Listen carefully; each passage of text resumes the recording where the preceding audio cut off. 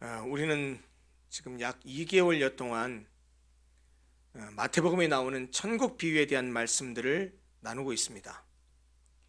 맨 먼저 마태복음 가운데 천국 비유장이라는 별명이 붙여진 마태복음 13장의 비유들을 살펴보았고, 그 외에도 마태복음 13장 외에도 천국은 마치 무엇과 같으니 라는 형식으로 마태복음 여기저기에 있는 그 천국에 대해서 비유하고 있는 말씀들을 더 찾아서 살피고 있는 중입니다.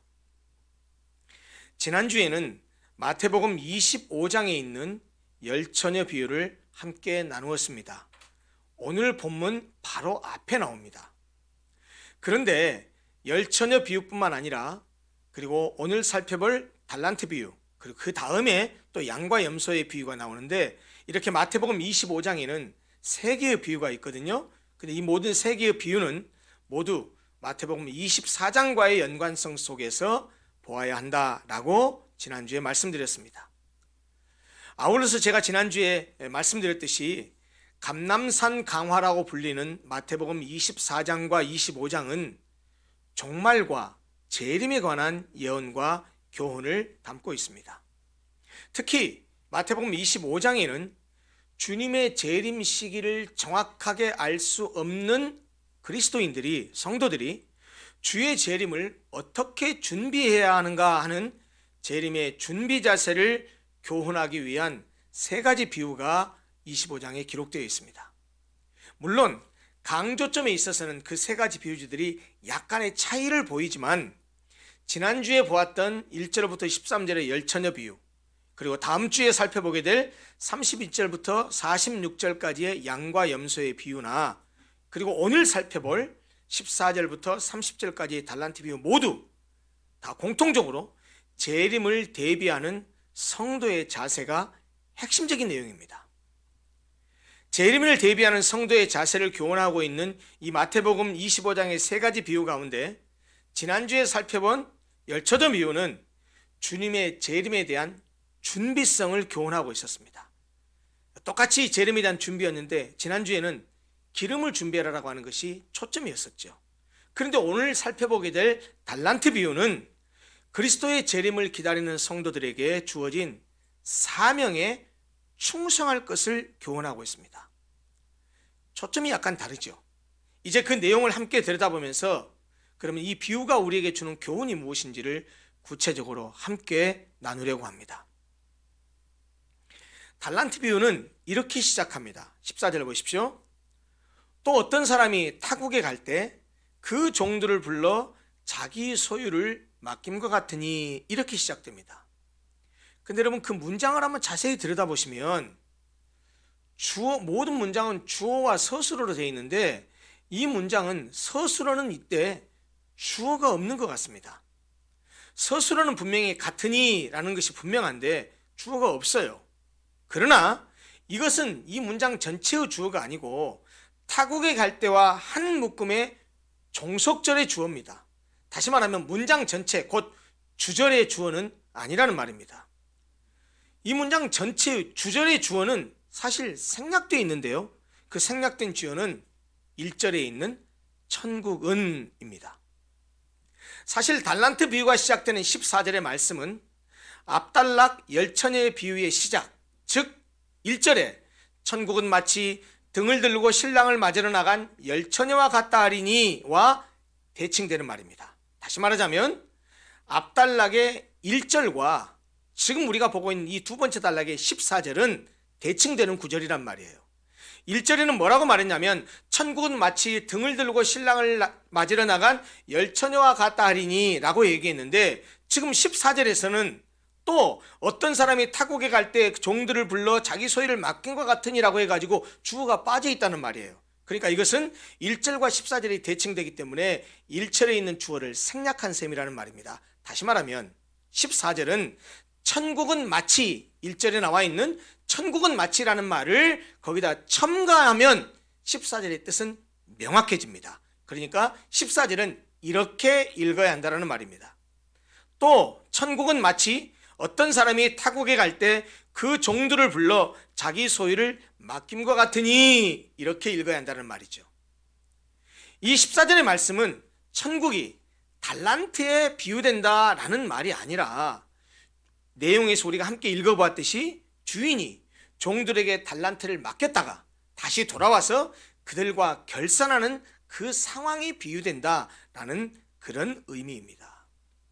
그러면 15절부터 계속되는 그 이 달란트 비유의 내용이 무엇인지 구체적으로 한번 같이 살펴보도록 하겠습니다.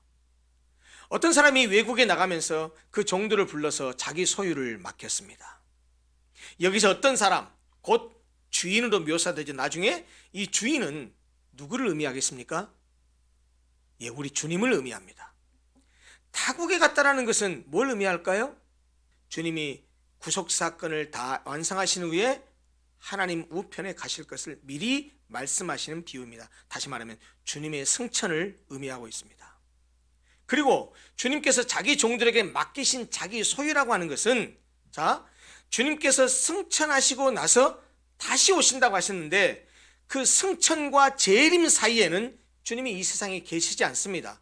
그러면 주님이 이 땅에 계시면서 하시고자 하셨던 그 일들, 그것들을 소유라고 말씀하시면서 그것들을 성도들에게 맡기신 것을 얘기합니다. 다시 말하면 이 세상에 계시지 않는 동안 성도들에게 맡기신 모든 사명을 이 비유에서는 자기 소유라고 비유했다는 말입니다. 따라서 주인이 모든 종들에게 자기 소유를 맡겼다라는 말은 분량의 차이는 있다 할지라도 성도들은 누구나 예외 없이 주님으로부터 달란트를 받았다, 사명을 받았다라고 하는 것을 가르쳐 줍니다. 주님은 각자 성도 각자의 재능에 따라서 알맞은 사명을 주시고 그것을 충성스럽게 감당하기를 원하시지요. 그리고 주인은 재산의 증식을 기대하며 종들에게 자기 소유를 맡겼습니다. 마찬가지로 주님도 우리 성도들에게 당신의 일을 맡기시고 우리가 그것을 충성스럽게 감당함으로써 하나님 나라와 교회가 더 풍성해지기를 기대하시죠. 그런데 주님이 종들에게 자기 소유를 맡길 때는 그 종들이 감당할 만한 능력에 합당하게 거기에 비례해서 맡겼습니다. 비유에 보면 세 사람의 종이 등장하죠. 1달란트 받은 종, 2달란트 받은 종, 5달란트 받은 종, 이렇게 종마다 각기 달란트를 달리 주신 것은 그들 각자가 감당할 만한 능력이 달랐기 때문입니다. 각 종들에게 맡겨진 달란트는 부족하지도 넘치지도 않는 적당한 양이었다라는 말이죠. 근데 본문에 사용된 달란트는 그냥 본래 의미대로 화폐 단위로 사용됐습니다. 원래 이 달란트라는 말은 원래는 중량을 다는 천칭, 양팔 저울 있잖아요. 그 천칭을 의미하는 단어였지만 나중에는 중량의 측정 단위, 화폐 단위로 사용됐습니다. 여기서는 화폐 단위로 사용됐습니다. 사실 이 달란트는 무게로 따지면 약 34kg 정도에 해당하고요. 돈으로 따지면 6,000데나리온의 가치에 해당합니다. 그리고 데나리온이라는 거 하는 것은 노동자 하루 품삯이라는 사실을 말씀드렸습니다. 그러니까 결국 한 달란트는 6,000데나리온이고 노동자 한 사람이 하루 품삯으로 받는 것을 6,000일을 일해야 되니까 자그마치 노동자가 약 20년 동안 벌어야 하는 어마어마한 거액입니다. 그런데 16절, 17절, 18절을 보면 이 1달란트, 2달란트, 5달란트 이 받은 자들이 역순으로 5달란트 받은 자, 2달란트 받은 자, 1달란트 받은 자들의 그 종들이 취한 행동이 서술되어 있습니다. 먼저 5달란트를 받은 종은 바로 가서 장사를 해서 또 5달란트를 남겼습니다. 그가 바로 갔다라는 것은 그 종의 성실함, 충실성을 보여주는 것이죠. 2달란트 받은 종도 마찬가지입니다. 5달란트 받은 종과 똑같이 그도 바로 가서 장사해서 또 2달란트를 남겼습니다. 아마도 5달란트와 2달란트를 받은 종은 한결같이 주인의 기대를 저버리지 않으려는 그 마음으로 주인이 회개할 훗날을 미리 생각하면서 열심히 일했고 그리고 그들의 능력을 묵혀두지 않고 적극적으로 개발하고 노력해서 이윤을 남긴 것으로 보입니다. 그런데 문제는 이 1달란트 받은 자입니다. 이 사람은 5달란트 받았던 종과 2달란트를 받았던 종과는 판이하게 다른 행동을 합니다. 그는 가지고 가서 일하지 않았습니다. 그 자본금을 가지고 어디에 투자하지도 않고 그걸 활용해서 일하지도 않았습니다. 주인으로부터 받은 돈으로 장사하지도 않고 가서 땅속에 묻어두었습니다. 그래서 단 한 푼의 이윤도 남기지 못했습니다. 오랜 후에 자기 소유를 맡기고 갔던 종들의 주인이 다시 돌아왔습니다. 여러분, 비유니까요. 다시 돌아왔다라는 것은 이 주인은 주님을 의미한다고 했으니까, 주님을 상징한다고 했으니까 가셨다가 돌아왔다라는 것은 뭘 의미할까요? 주님의 재림을 의미합니다. 그리고 오랜 후에 돌아왔다고 했잖아요. 주님의 재림이 꽤 늦어질 것을 지금 암시하고 있는 듯한 그런 어휘입니다. 어찌됐든 다시 돌아온 주인은 약속대로 종들과 회개했습니다. 결산했다는 말이에요. 16, 17, 18절에 각 절에서 각각의 종들이 그들이 취한 행동이 묘사되어 있는데, 이제 결산하는 내용을 보면 20절, 22절, 24절 각 절에서 각각의 달란트를 받은 종들이 주인에게 가서 결산 보고를 하는 장면이 묘사됩니다. 먼저 5달란트 받은 종이 와서 결산합니다. 그는 열심히 일해서 또 다른 5달란트를 남겨가지고 모두 10달란트를 가지고 주인 앞에 옵니다. 그러면서 보소서 라고 하면서 당당하게 얘기합니다. 당신이 5달란트를 주셨는데 제가 열심히 일해서 또 5달란트를 남겼습니다. 여기 10달란트 있습니다 라고 보고를 드렸습니다. 이 종의 보고를 들은 주인이 대답합니다. 뭐라고 말했습니까? 잘했다. 초등학생으로 말하자면 이 참 잘했어요 도장 찍어주는 것처럼, 그래 참 잘했다 라고 주인이 칭찬하는 거죠. 잘하였도다. 그리고 그에게 이렇게 말합니다. 착하고 충성된 종아, 네가 적은 일에 충성하였음에 내가 많은 것을 내게 맡기리니 내 주인의 즐거움에 참여할지어다 라고 이렇게 아울러 축복의 말씀까지 더불어서 말합니다. 자기의 사명을 충실히 감당한 종에게 주인은 칭찬을 아끼지 않습니다. 근데 주인이 칭찬한 이유가 많은 양의 이윤을 남겼기 때문이 아닙니다. 그것은 뒤에서 2달란트를 받았던 종이 보고하는 내용을 보면 알 수 있습니다. 이 5달란트를 받아가지고 5달란트를 더 남긴 종에게 이렇게 칭찬을 하신 이유는 그가 맡은 바 임무에 최선을 다해서 주인의 기대에 어긋나지 않게 행동했기 때문입니다. 5달란트 받았던 종이 와서 결산한 후에 2달란트 받았던 종도 와서 결산합니다. 그는 비록 5달란트 받은 종보다 능력과 재능이 모자라서 주인으로부터 더 적은 자본금을 받았습니다. 2달란트밖에 못 받았습니다. 그렇지만 그도 5달란트 받았던 자와 똑같은 자세로 열심히 장사했고, 그 결과 그도 원금과 똑같은 이윤을 남겼습니다. 5달란트 받았던 자가 100%의 이윤 5달란트를 또 남겼던 것처럼, 비록 원금은 2달란트밖에 적은 양을 받았지만 그도 열심히 일해서 100%의 이윤을 남겼다는 말이에요. 그는 비록 그가 5달란트 받았던 종에 비해서 작은 것을 받았고 또 작은 이윤을 남겼지만, 자기의 적은 재능에 대해서 한탄하거나 자기에게 5달란트 줬던 그 종과 비교해 나는 왜 2달란트밖에 안 주지? 라고 해서 주인에 대해서 원망하지 않고 자기에게 주어진 환경과 자기에게 주어진 기회의 범위 내에서 기쁜 마음으로 최선을 다했던 것입니다. 그런데 5달란트를 받아서 5달란트를 더 남겨서 10달란트로 보고한 회개한 이 종과 2달란트를 받아가지고 2달란트를 더 남겨서 결국 4달란트로 결산 보고를 한 이 두 종에 대해서 주님은 똑같은 칭찬을 하십니다. 21절에 주인이 5달란트 받은 자에게 하신 칭찬과 23절에 2달란트 받은 자에게 한 칭찬을 우리나라 성경을 한번 살펴보십시오. 토시 하나 안 틀립니다. 똑같습니다. 번역본인 우리나라 성경도 그러하지만 헬라어 원어 성경도 찾아봤습니다. 단어 하나가 다르지 않습니다. 똑같습니다. 결국 이 주인은 얼마나 많은 이윤을 남겼느냐 이걸 보고 칭찬한 것이 아니고, 맡겨진 것으로 얼마나 성실하고 충성되게 일했느냐를 보시고 똑같은 칭찬을 하신 거예요. 마지막으로 한 달란트를 받았던 종도 와서 보고합니다. 그런데요, 보고하는 내용이 앞에 두 종과는 전혀 다릅니다. 사실 가만히 들여다보면 보고라기보다는 자기 변명입니다. 그가 한 달란트를 땅에 묻어뒀다가 가지고 온 이유는 주인이 인색하기 때문이라는 거예요. 자기 변명을 하는 거예요. 24절 한번 보시겠습니까? 거기 이렇게 묘사되어 있어요. 그가 주인에 대해서 뭐라고 말하느냐? 주인은 굳은 사람이라는 거예요. 당신은 굳은 사람이라 라고 얘기했어요. 굳은 사람이라는 말은 강팍하고 완강하고 가혹하고 냉정한 사람이라는 뜻입니다. 게다가 그 다음에 또 뭐라고 말합니까? 당신은 심지 않은 데서 거두는 사람이라는 거예요. 이 말은 투자도 하지 않으면서 이 소득을 거두려는 경제원칙도 모르는 사람이라는 그런 말입니다. 한 걸음 더 나가서 뭐라고 말했냐? 해치지 않은 데서 모으는 사람이라고 말했어요. 이거는 농경 문화를 조금 이해해야 됩니다. 여기서 해친다라는 말은 키지를 얘기해요. 바로 그것이 해쳐가지고 모으는 거예요. 그런데 이 주인에 대해서 뭐라고 말하냐? 당신은 해치지 않은 데서 모으는 사람이라고 얘기했다는 겁니다. 이 말은 무슨 말이냐면 불로소득을 하려고 하는 사람이다 라는 그런 평가입니다.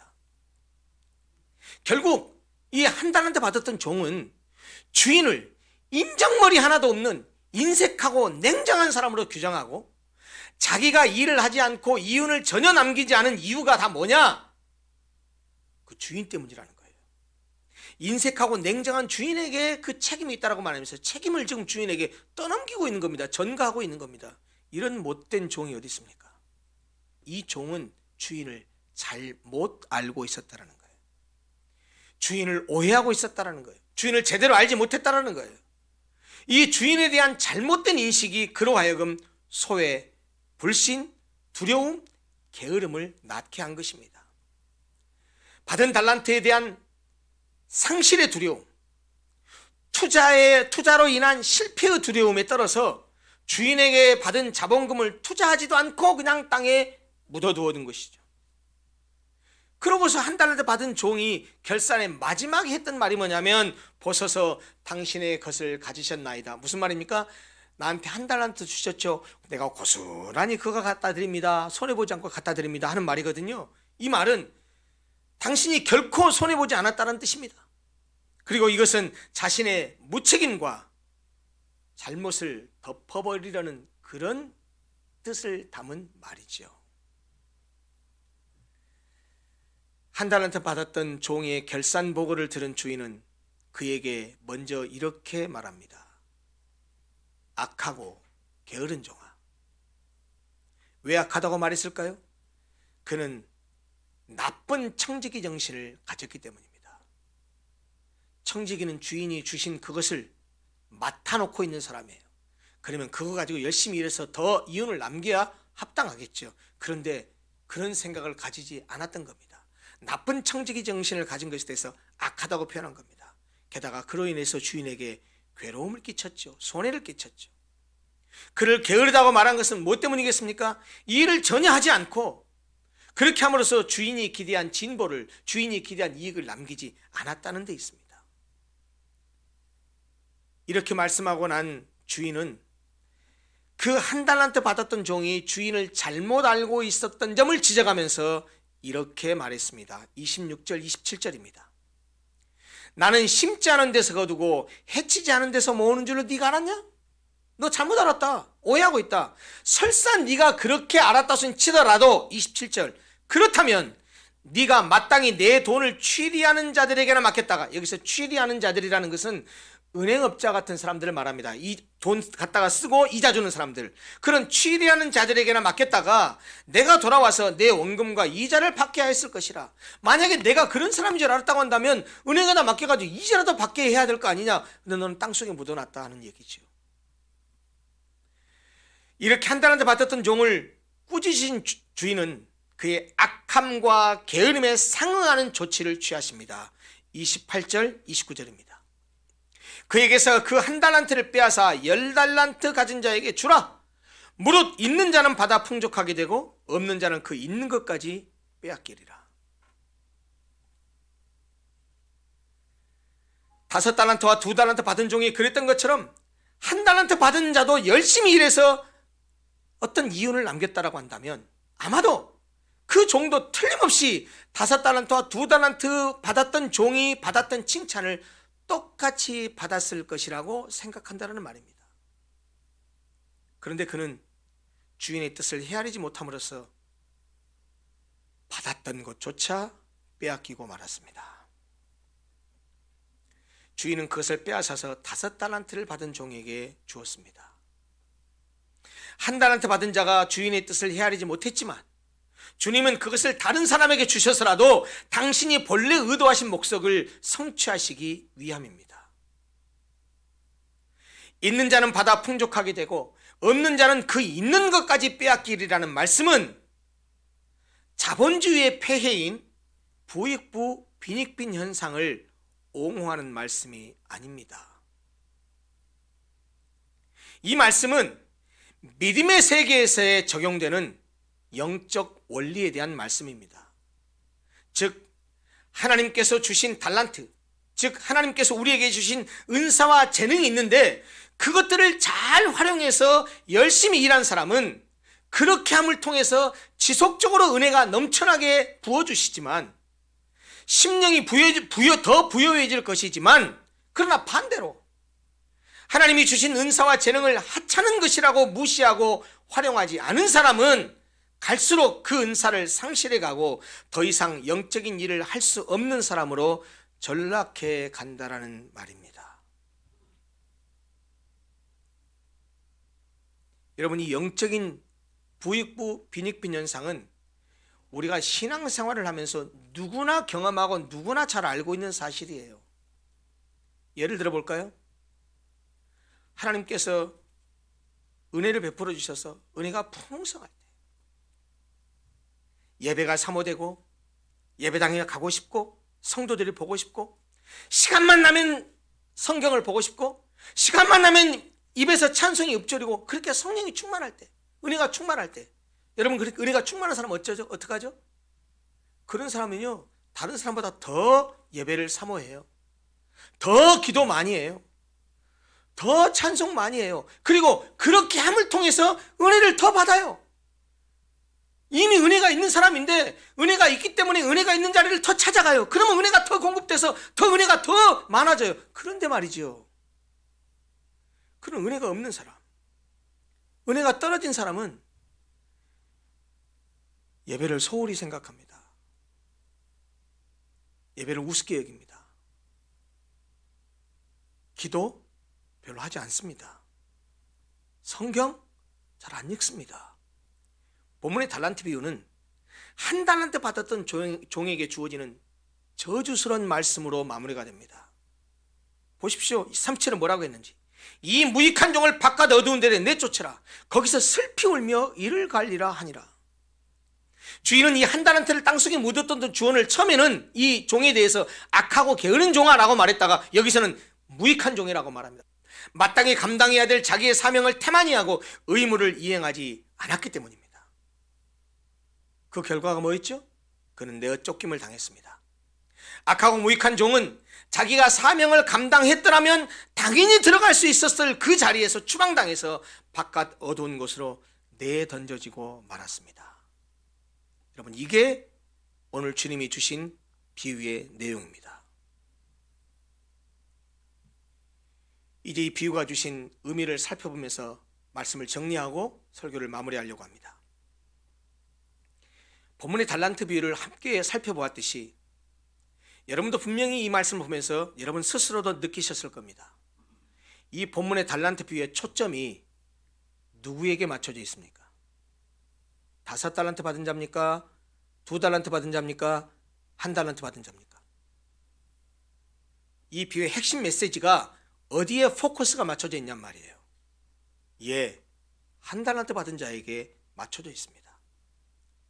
그는 주인의 뜻을 헤아리지 못하고 주인을 오해함으로써 자기에게 맡겨진 달란트를 땅속에 묻어두었다가 주인이 다시 와서 회개하고 결산할 때 아무것도 남기지 못함으로써 악하고 게으른 종, 무익한 종이 되어서 바깥 어두운 데로 내쫓김을 당했습니다.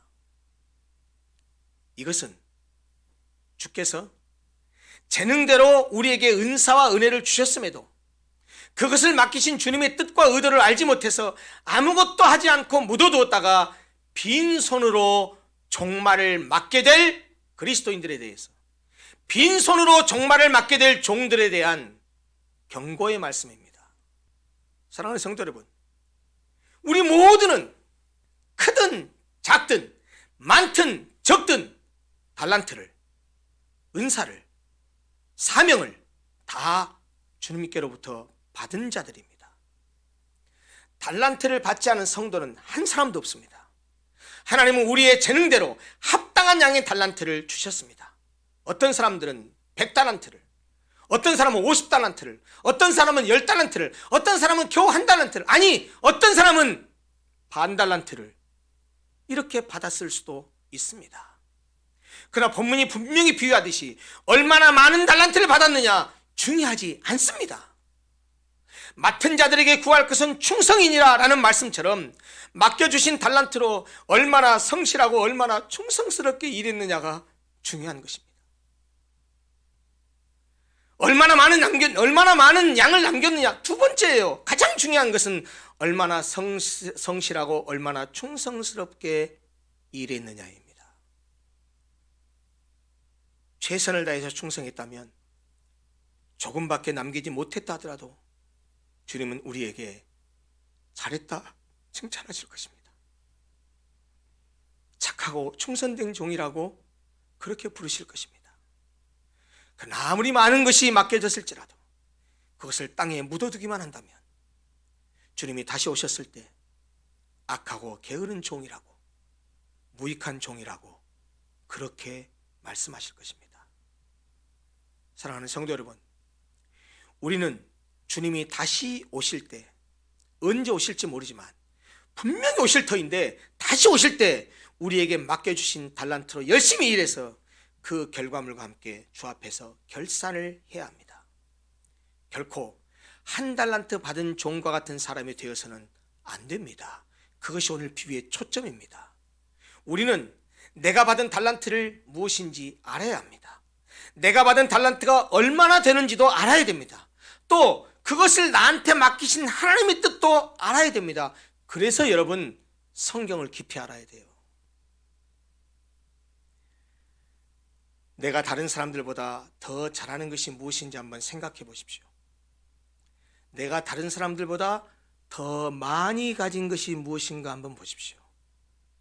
내가 다른 사람들보다 좀 더 나은 것이 무엇인지, 다른 사람들은 가지지 않았는데 내가 가진 것이 무엇인지 한번 살펴보십시오. 여러분, 그것이 여러분들에게 주신 달란트입니다. 여러분, 그것이 여러분들에게 주신 달란트라는 사실을 기억하시고 그것을 땅에 묻어두려고 하지 마십시오. 주님으로부터 여러 가지 달란트를 받고 이러저러한 은사와 은혜를 받고 이러저러한 사명과 역할과 책임을 받았음에도 불구하고 아무것도 안 한다. 그 죄입니다. 큰 죄입니다. 여러분에게 맡겨지신 것이 무엇인지는 모르지만 최선을 다하면 됩니다. 결과를 조금밖에 못 내도 됩니다. 중요한 것은 내가 할 수 있는 바에 최선을 다해서 하나님이 나에게 맡기신 것을 성실하게 감당하는 것입니다.